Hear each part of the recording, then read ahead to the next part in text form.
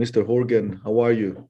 I'm doing great. Well, relatively great, obviously, because for those of you listening in the future, so this is day 6 of Russia's invasion, or at least wide scale invasion of Ukraine in 2022. So obviously, everyone over here in the region is very, very tense right now. But yeah. So, but besides that, I mean, I'm doing okay.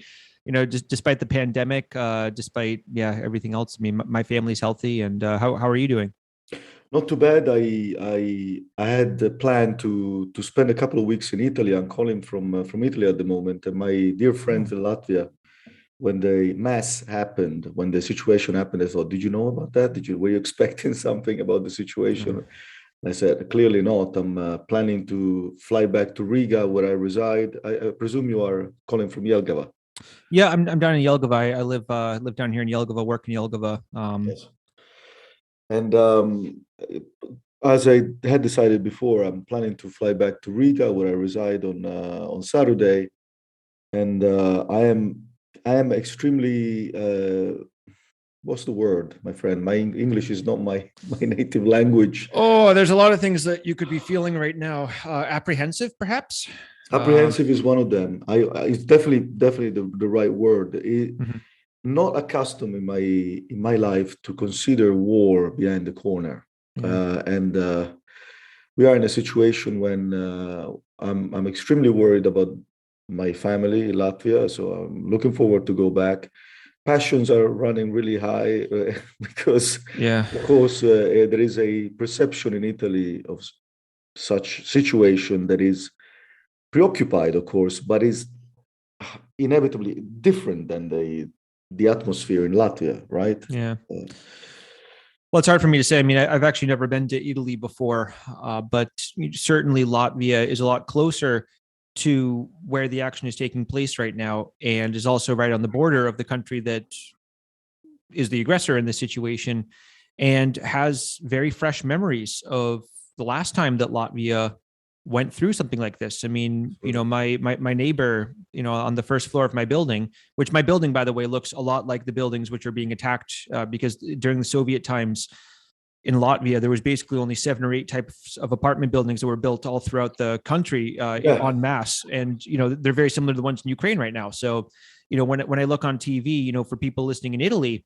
it might look like this kind of could be Latvia. strange foreign place. Yeah, but for Latvians, I mean, it looks like it could be in our neighborhoods. It The could the ways be things are happening. Imanta. It could be Imanta. Sure, It could be we anywhere in see Riga.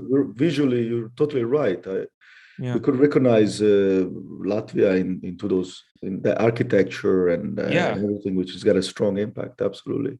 But yeah, my neighbor on the first floor, I mean, she was born in I believe like 1942. So her first experiences were the Nazi and the Soviet occupations. I mean, everybody above the age of 32 at this point has lived through the last time that Russia was occupying Latvia. So this isn't ancient history for people. This is something No. very, very real.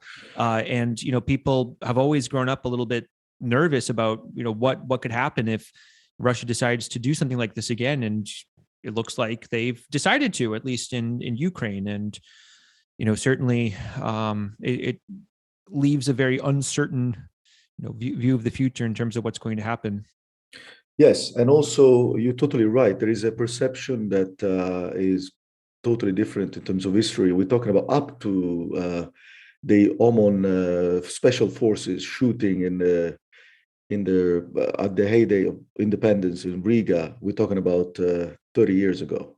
Yeah. And So yeah, go ahead. no, Absolutely. I just want to say for people who aren't aware of the history. So Latvia, during the perestroika and glasnost policies of Gorbachev at the end of the Soviet Union, uh, countries were allowed to have multiple parties run in their parliamentary elections, or I should say, sorry, the constituent republics of the Soviet Union, the occupied republics of the Soviet Union. So in 1990, the people of Latvia chose not just the Communist Party to represent them in the Latvian legislature, but also the Latvian People's Front, and they voted on the 4th of May 1990 to reestablish Latvian independence and become recognize the fact that the Soviet occupation was illegal and reestablish independence. And that was obviously a process, but one very painful part of that process was in January of 1991, when the Soviet forces, as Fabrizio just mentioned, they tried to do something similar to what we're seeing in Ukraine right now on a much smaller scale. And the people of Riga set up blockades. They set up barricades throughout the city, also in Lithuania as well. Unfortunately, a number of people in Lithuania died in these actions. And what we're seeing in Ukraine reminds me a lot of these barricades. Unfortunately, a much more extreme version of the barricades, because at this point during Soviet history, there wasn't as much political will or just ability really to put down the Baltic populations.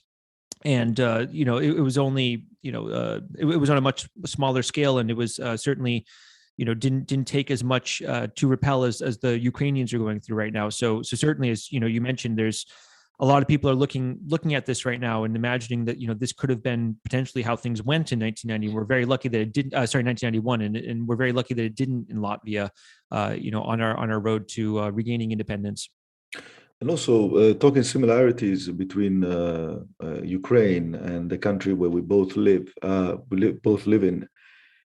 Let's not forget especially with the younger generation, the beautiful, I would say, relationship between ethnic Russians, I don't know, and Latvians.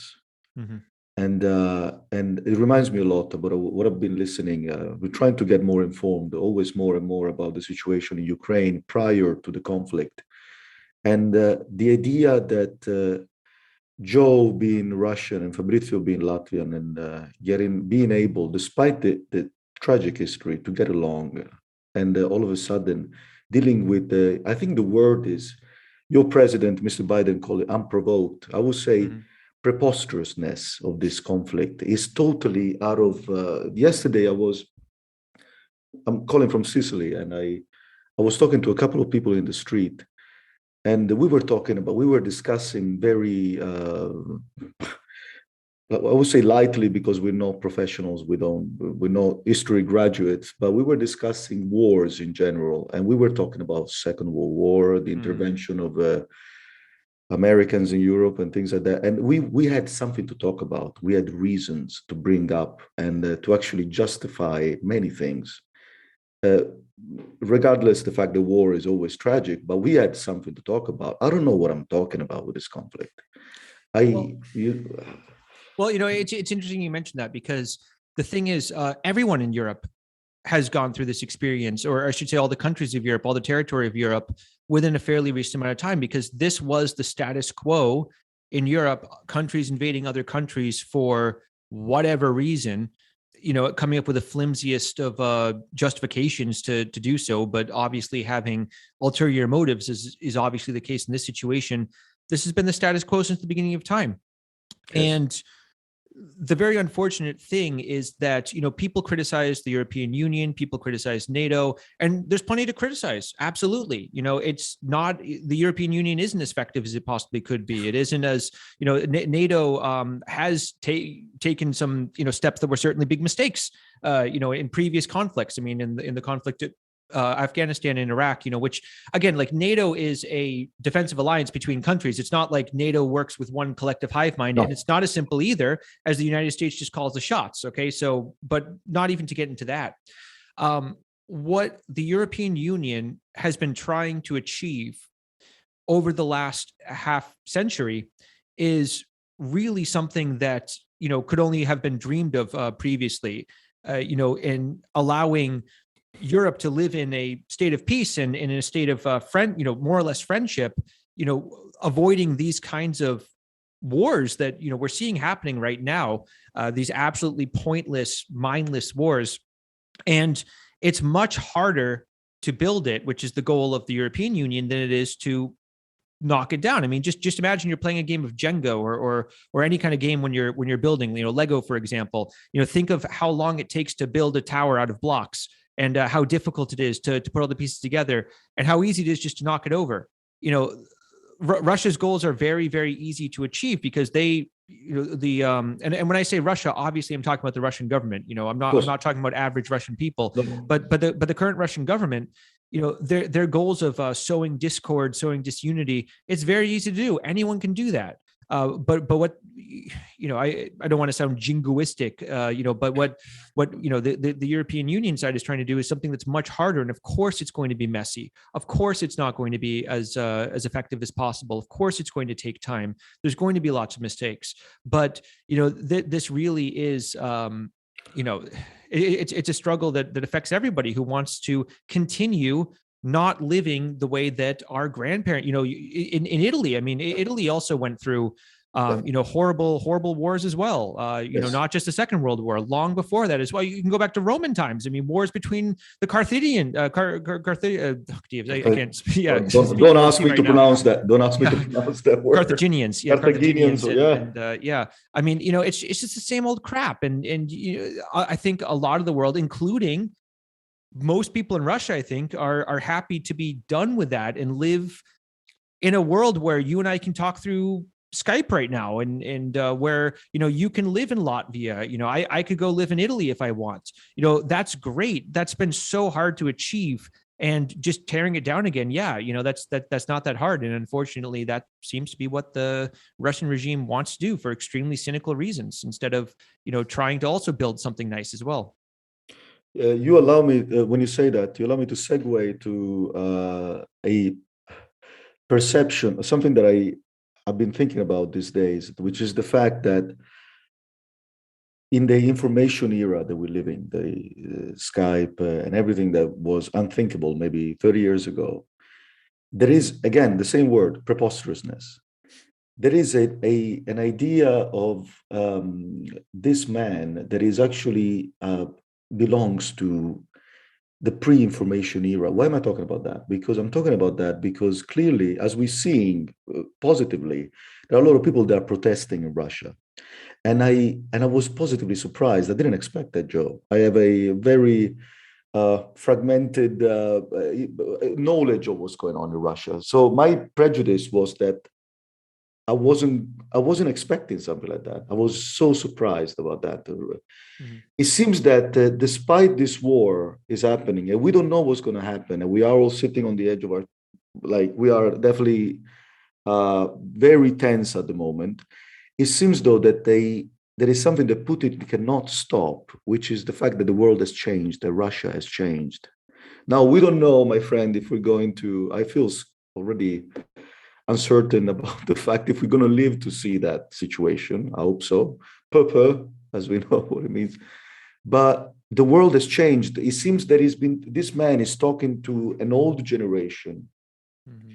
that is not the millennials that live in Russia. He's talking to, I don't know, a small group of people that in Italy would represent the lunatics that gather around to defend Mussolini. He's using the same language. He's talking about denazifying. I understand that was the word, right? Denazifying Ukraine. Yeah, denazifying. Yeah. And I fell off the. I really had almost a heart attack. And I said, I was reading about Ukraine a bit. I think they have the amount of neo-Nazi that is comparable to the amount of neo-Nazi in Rome. Yeah. Unfortunately, every country has its neo-Nazis. Certainly the optics, I'll agree that the optics of having, the Azov battalion as a part of the Ukrainian, National Guard. I mean, obviously, that's not a great look for the Ukrainian military, certainly. Is that a justification to go in guns blazing and start blowing cities to the ground in the Ukraine? No, obviously not. So there's all kinds of, and this has been one of the most frustrating things about this whole situation is talking to intelligent and well-meaning people from the West who keep bringing up these kinds of justifications, like the Nazis of, there are, Nazi elements in the, Ukrainian National Guard or this or that. Also the idea that it was unfair. There's this YouTube video from this one professor at the University of Chicago that keeps coming up in my recommended videos. And, a lot of you listening to this have probably, seen this recommended, maybe you listen to it, but this, it explains in very eloquent terms, this worldview that Russia is threatened by NATO's expansion east, and that it is unfair because of various promises that were not written down on paper that NATO would not move further at the end of the Cold War. and that this is only natural because Russia has to protect its defense interests. Okay, sure. Every country has its security interests, certainly, but so does Latvia, so does Ukraine, so does Romania, so does Italy. Every country in the world has its security interests. And one of the reasons why, for example, Latvia rushed to join NATO as soon as humanly possible was because of the security interest of knowing history, knowing what's happened multiple times in the past with Russia and other countries as well, invading and voluntarily joining this military alliance that would stop such a thing from happening again. And the idea, I just hate this idea that the countries of Europe are, it's just like territory on this big, when I was growing up, we played this game called Risk, where you wore one of like 5 colors and you invaded different territories and everything. Physical.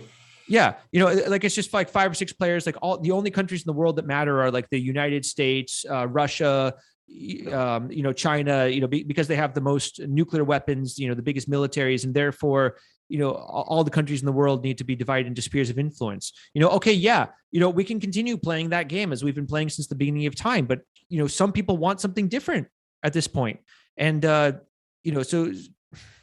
Of course, Russia has every right to feel threatened if it wants to by NATO's expansion. But, perhaps if they offered something more to its potential allies other than veiled or not so veiled threats, like, have been the case with Belarus or potentially some of the other CIS countries and certainly Ukraine, or a willingness to help put down political opposition, help to commit brutalities, then maybe more people would be happily willing to join in an alliance with Russia. But unfortunately, what they've provided, I mean, we see right now, and it's ordering their ally to go in and provide more cannon fodder, unfortunately, in this horrible situation in Ukraine. So, yeah.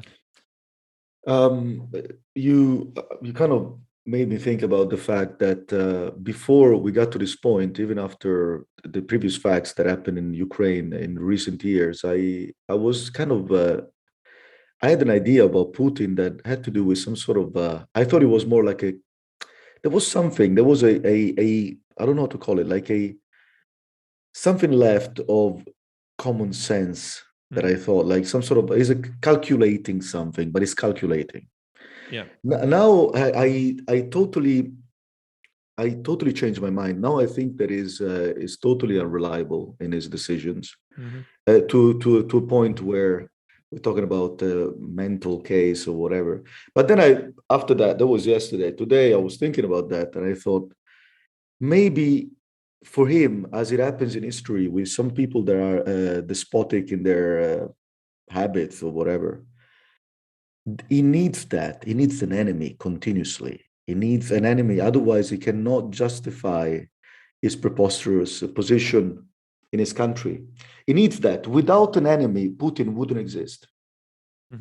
And we can witness those things in Europe and in different scale. We can witness that, for example, in Italy, for example, with some right-wing parties that are a bit xenophobic or things like that. They need someone to justify their presence over there in the parliament or whatever. By the way, I'm talking about the same parties that were flirting with Putin.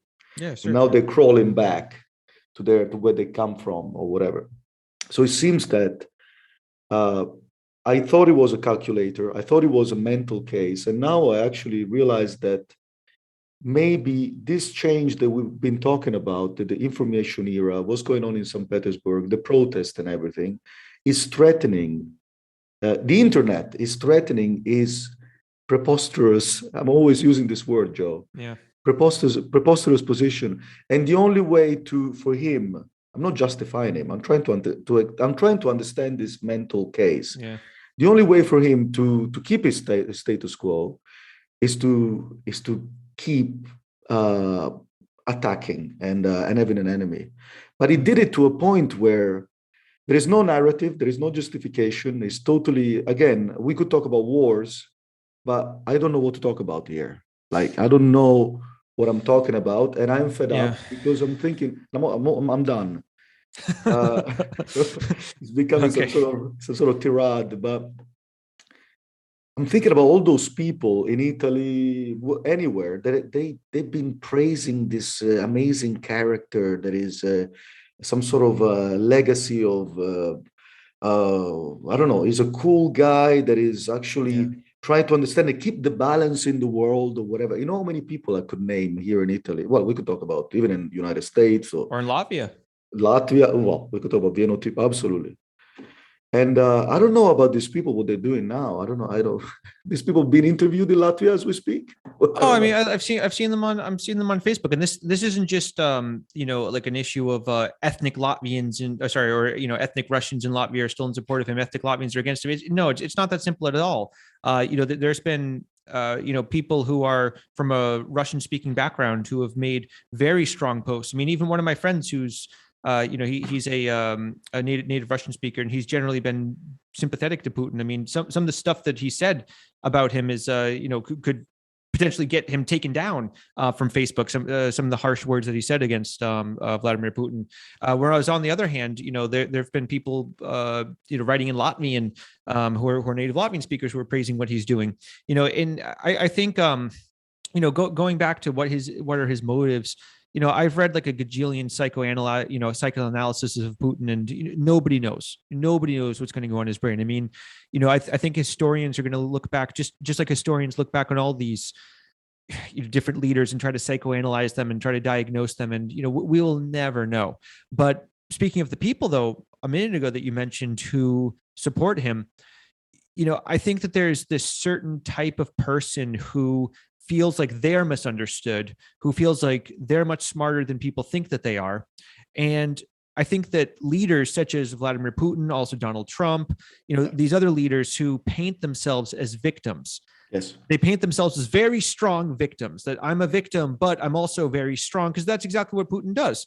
He keeps bragging about how strong his military is, bragging how strong his nuclear arsenal is, but at the same time, we're also so weak that potentially if Ukraine joins NATO, then our country will collapse. Like, what are you talking about?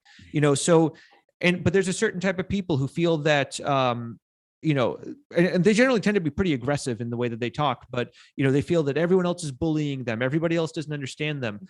He appeals to these people who sympathize with him and sympathize with other leaders like this. And this crosses all kinds of national boundaries, ethnic boundaries. Also, one thing that's been very, very smart about Russian propagandists is that they have done a very good job of infiltrating the communities of people who are very into conspiracy theories, which is one of the reasons why Russian media, especially English-speaking Russian media, will all the time show documentaries about 9/11 conspiracies, moon landing conspiracies, all kinds of conspiracies, because these are already people who are constantly questioning the main narrative, who think that critical thinking means taking whatever position is opposite to what the media is saying. And he provides that, or the Russian state-controlled media, or media allied with the Russian state, provides that alternative narrative for people so that they can feel that they have the real truth, who feel that they're smarter than everyone else, who can see through all the lies, where of course they're the ones being lied to wholesale. At least that's my theory. Oh, but it's quite similar to mine. I would say that even probably get inspired by your compatriot, Mr. Joe Rogan, that I listen sometimes. It just what can I say? It feels that. Do you remember when we were younger? It was healthy to be anti-conformistic. When we were younger, it was an Sure. exercise. We would sit down around the table, and it was almost natural to be anti-conformistic about something. It was like if somebody would say B, would say A, or things like that. It was a way to actually exercise at the very beginning a critical point of view. You do it, whatever. You try to always have the opposite opinion, but it was an exercise. We were Yeah. teenagers. We are reaching a point where this conformism, the one that you're talking about, is kind of post-puerile, but at the same time, it has the same qualities. Why? Because pretty much we're talking about crybabies. So we are talking about people that are they have a bunch of reason not to feel integrated into society, and the best way for them to emancipate themselves in this situation is to embrace the ruffian. Mhm. is that. So there are many reasons why, for example, there are the many reasons why some people in Italy, they don't feel integrated because of some very understandable reason, and they have a point, but it's almost a shortcut. You find Berlusconi, that you're probably familiar with, so Oh I'm yeah, sure you have sure. everybody, Yeah. everybody is. So you were talking about Trump, we could talk about Putin, clearly on different scale of madness, but is a shortcut to for people to emancipate themselves. And we've seen it happening in different scale in Italy, maybe in United States, in small parties that exist that are still around there. And it's just but there is no opinion. There is no there is no, how do I call it? There's no foundation. Mhm. There is no foundation that makes you have that opinion. It's pretty much the frustration in order to have an opinion, in order to be accepted. It's a pretty much, what do you call it, like tribalism. That's what it is. Yeah. And yeah, I No, didn't mean certainly. Yeah, I mean, to. I think there's all kinds of definitely like reasonings behind that, and like the tribalism and the psychology of feeling rejected by main society as well. But there's all kinds of reasons. But I'm I not think. justifying it, Joe. I'm Yeah. just Oh no, trying to certainly. explain. No, no, no. I mean, it's important. I don't think, for example, I read a lot of Russia Today. I've been watching a lot of Russia Today. I mean, now it's not possible to watch Russia Today anymore now that YouTube has blocked it. But I think it's very important to understand, how people think. What's the way. Also, I mean, I'm not a member of any political party in the United States, but I try to read a lot of my homepage is Drudge Report, which is generally has a very conservative bent, but I also read a lot of Vox as well. I just think it's important to understand, and I try not to block anyone. On Facebook, even people I completely disagree with, from either side of the political aisle, who have very very extreme opinions. It's just good to know how people are thinking, what they're talking, what they find important, the way that they're talking. Because, for example, when Donald Trump got elected, I was not surprised at all, because I'd been hearing people on the internet talk for years the same way, and finally they had their candidate who was talking the same kind of extreme way that they were, not in public, but the way that they'd been talking, like kind of in private. And so I think it's very important to understand, what are the arguments that are being used, what are the ways that people are thinking, the ways that people are talking, because just cutting yourself into a bubble, into an echo chamber, it doesn't help you at all. Despite that, you will still struggle to justify this military intervention. Like, despite everything you said, that Yeah. there is a conversation everywhere, and we learn more when we listen to someone that has got a different opinion. Despite all that, I struggle to really. It looks like it's totally like there is a military intervention that it doesn't have. I don't have any. I cannot justify. When we talk about wars, and there is always, something that kind of partly justifies that, then it becomes more gray and is never black and white. In this situation, I really struggle to understand anything about it. And is at our doorstep. Europe hasn't been accustomed to this. Like, we also have to say that, and that's why it also looks so preposterous, because we haven't been accustomed, most of the countries in Europe, to this since the Second World War. So you probably, we've been in conversations here in Italy where some people were saying, yeah, but where were you when those conflicts were happening in Africa or in Iran or whatever? Where was your attention about that? It tells a lot about the us losing a bit of, how do we call it? My English is so bad today. Okay. Empathy. Empathy, yes. And all of a sudden, we're not talking about COVID anymore. Yeah. Just the situation is totally, there is something that is more of a priority, but Yeah. we're not accustomed to that, to have that conversation in Europe. Clearly, Latvians are more than us. The post-Soviet countries are more accustomed to that conversation. And I teach English.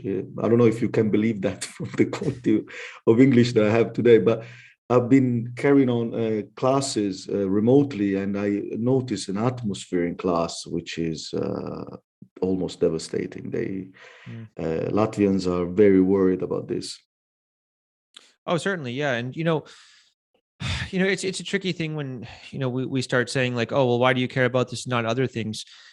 Obviously at any given time, there is close to an infinite number of horrible things happening in the world.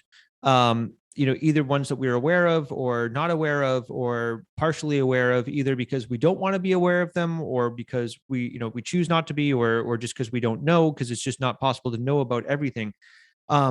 Because we are not designed to be omnipresent, omnipotent, be able to think of everything all at once. Otherwise, we just wouldn't be able to survive as a species.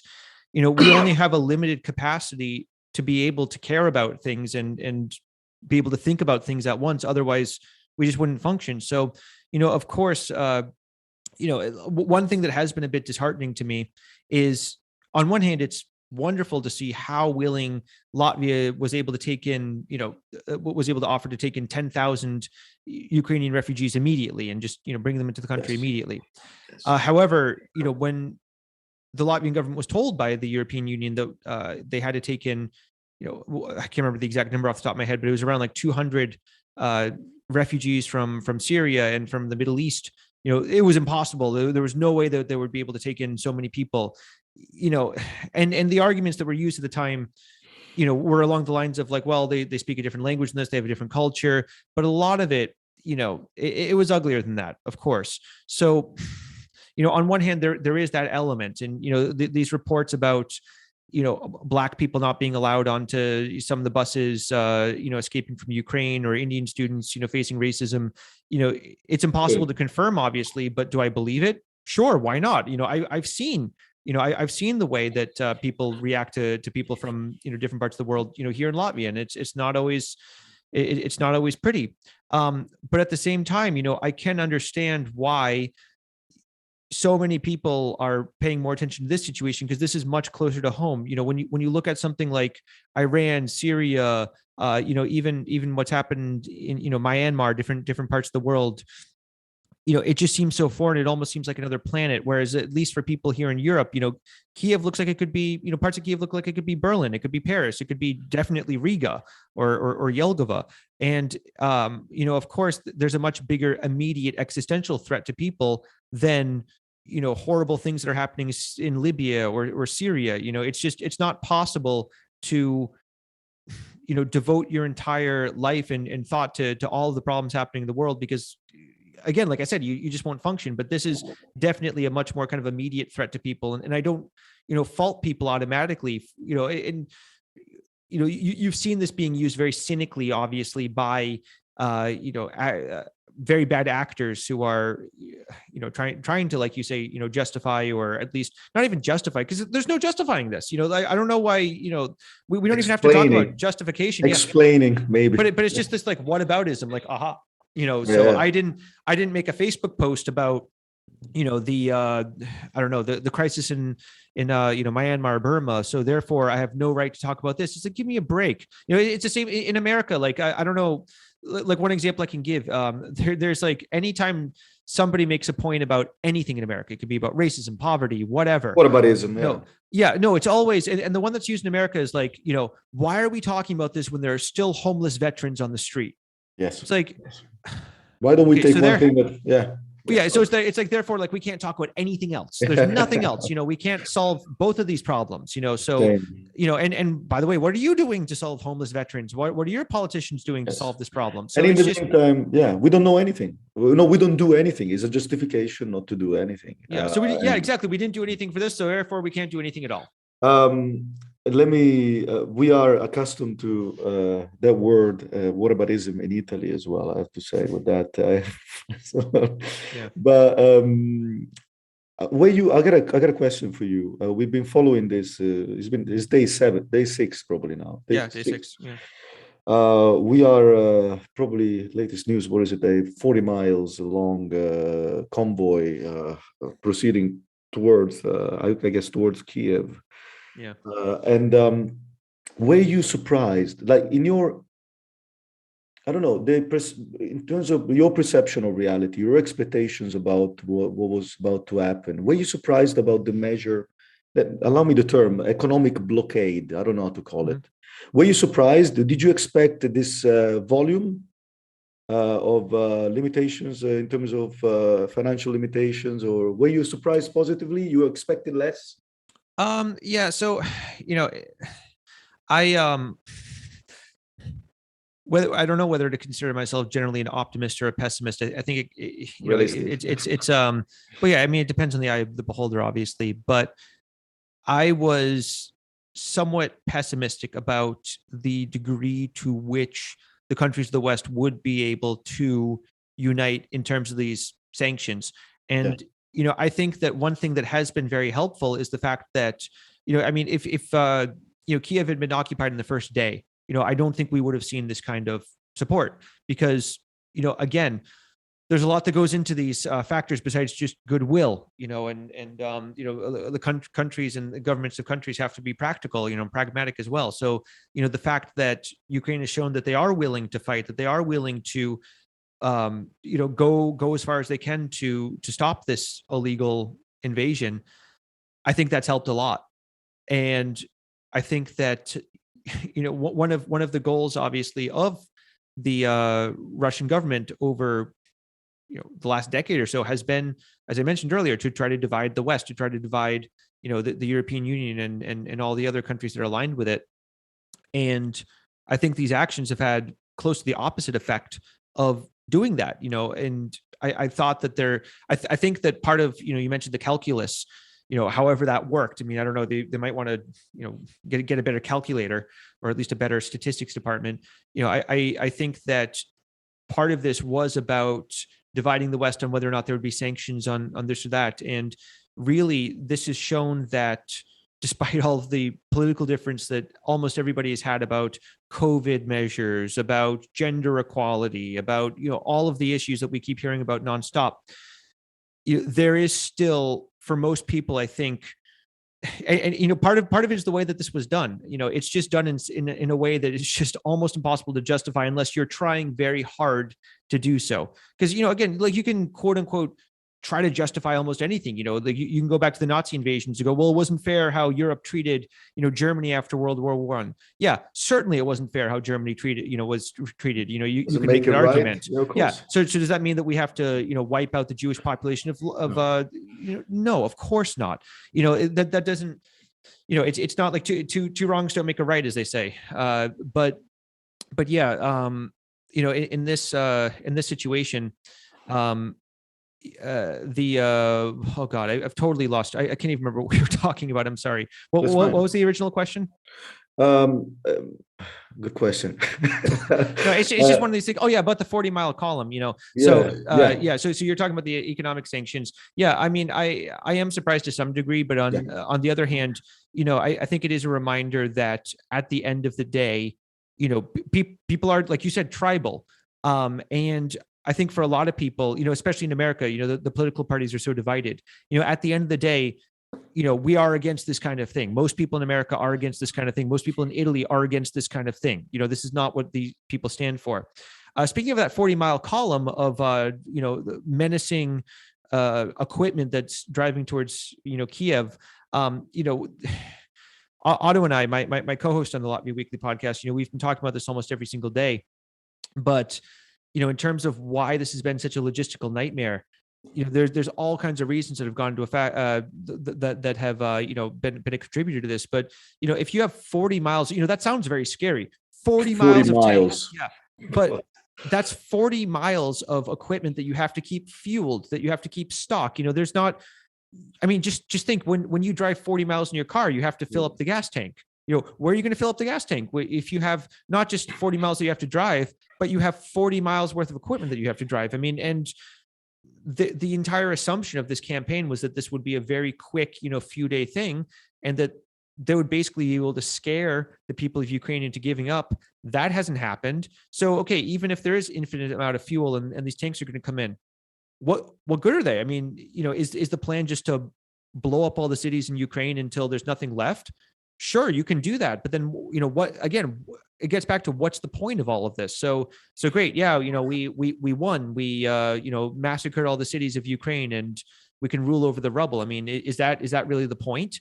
And certainly, good luck trying to do that to any of the NATO countries, because NATO has shown again, that, even Germany, which has been, you could say, kind of a little bit of a stick in the mud, and has been very reluctant for a number of reasons to want to commit to more defense spending, to want to commit to giving equipment to Ukraine, and also even moving it further east to some of the countries which are also threatened more directly by Russia.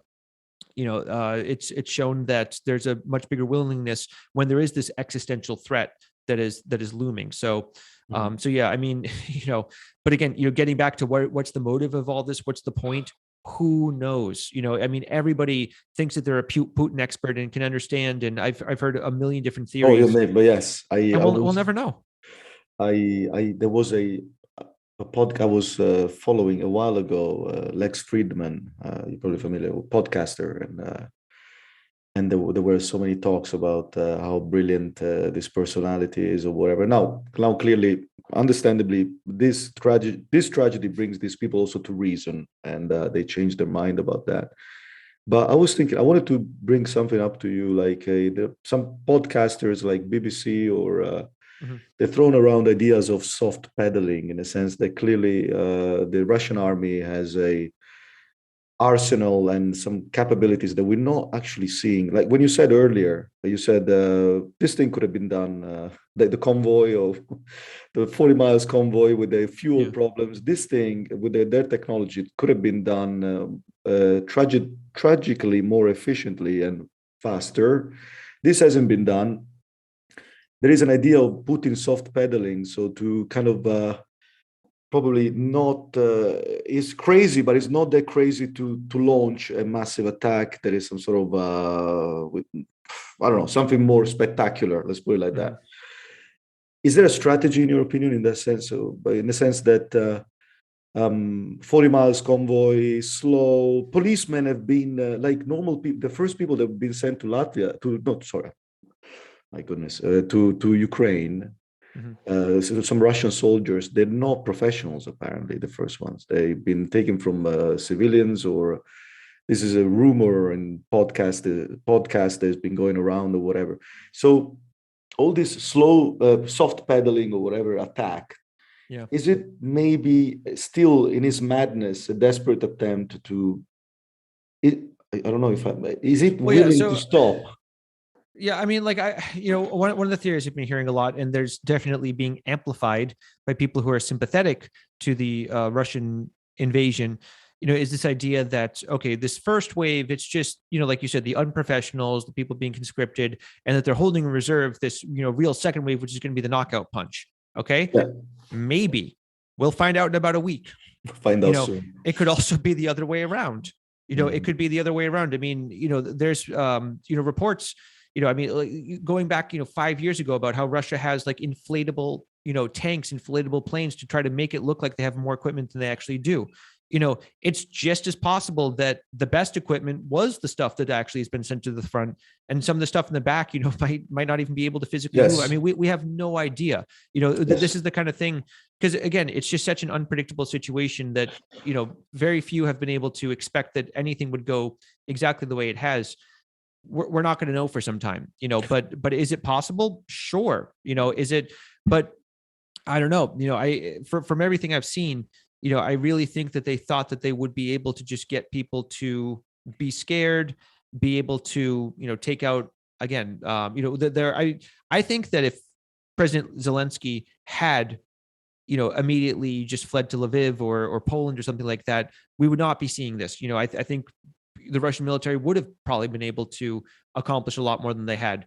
But the fact that they didn't, I don't know, what their plan B is going to be, and it could get very brutal, unfortunately. We are totally in the dark with that. And one thing that I'm scared of, talking hypothetically, say it takes Kiev, after this conversation moved away from the annexation of Crimea, and it became something like the rest of Ukraine.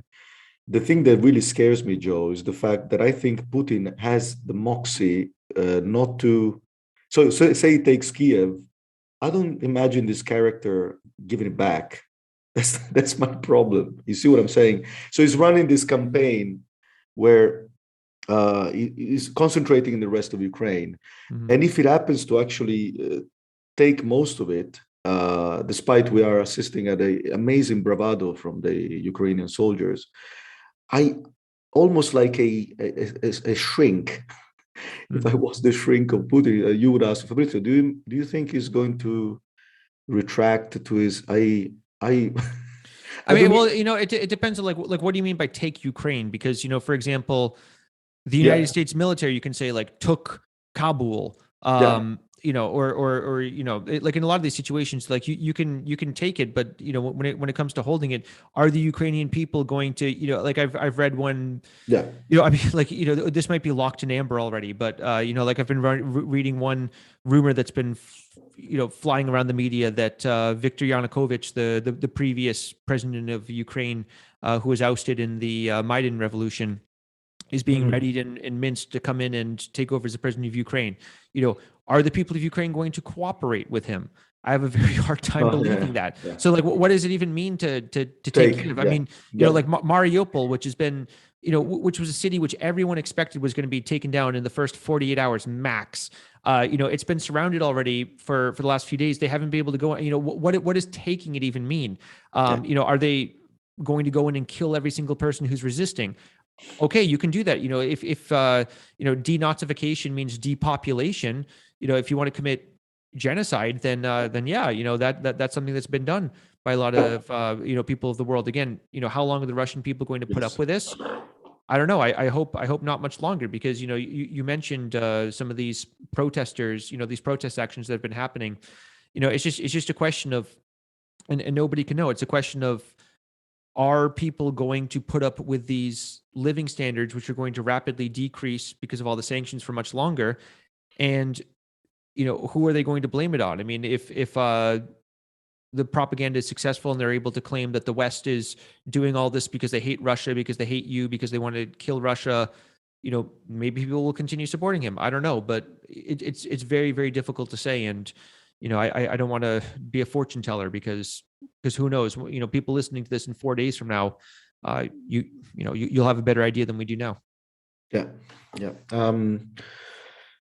I feel like on a lighter note, I'm about to leave you, and thanks for coming. By the way, thanks for doing this. I want to say I was supposed to say it at the beginning. A big fan of Latvia Weekly, Oh, thanks. and he has kept me informed all along my stay in Latvia. I've been living in Latvia for 3 years, and how's the weather today in Jelgava? Just Oh, small talk. yeah. So it's sunny. It's sunny. When I'll tell you this. I mean, when I woke up and brought my daughter to kindergarten, I had to scrape ice off the car. So there's that. So but it's nice and sunny. I mean, the last few days, people have been out taking strolls. There's this general feeling that spring is coming, certainly. So and nicer weather is on the way. And we have probably, I'm sure the queues in Lidl have stopped. I don't know. I mean, No, there's pretty much always, yeah, yeah. So Little, the I don't even remember what country. So is Little a German company? I guess it is. Yes, Yeah. yes. So they opened up a shop in Jelgava, and they've opened up Hmm. shops, in different cities throughout Latvia. And there's pretty much always a line of people waiting to get in and get slightly cheaper bananas. And you I know, haven't been there yet. Have you been there? Have you been to Lidl? no. No. I've been to Little once, actually. So my colleagues and I, we had a trip to Shauli, which is the I think it's the fourth largest city in Lithuania, if I remember correctly. But it's a city that's very close to Jelgava. It's like an hour, and I would say like an hour and a half drive, maybe a little bit longer from Jelgava. Um, and we were there on this one excursion, and we stopped at Akropole, which is Yeah. this big shopping mall down there. And we went to the Little, and I remember my colleagues the entire time were so excited about, oh my gosh, we're going to Little. It's, oh my gosh, it's so great. They have such cheap products. It's so great and everything. When I walked around, I was just kind of like, I don't know. I never got this feeling of like, oh, I'm only going to shop here, not Remy anymore. Cause I don't know. I just, I didn't, I wasn't massively impressed, honestly. So So I haven't the been to the one in Jelgava yet. Have you been to Little? No, I haven't, but I was very intrigued by this cues, and then I would have found I would find out eventually that there is cheap booze So that kind of makes sense. Well, that you can find just about anywhere. Exactly. Yeah, it's probably depending on what you're than willing to drink. cheaper than Lidl. Absolutely. My friend, we finished on a lighter note, but thank you for being a guest, and hopefully I will see you around in Riga, and we will talk about this situation as being over, possibly, hopefully. Okay. Yeah, hopefully, and hopefully I can get you on Latvia Weekly sometime as well. I'm there. Yeah. All right, Joe. Enjoy the rest of the day. Thank you for coming. Yeah. Thank you for having me. Ciao. Ciao.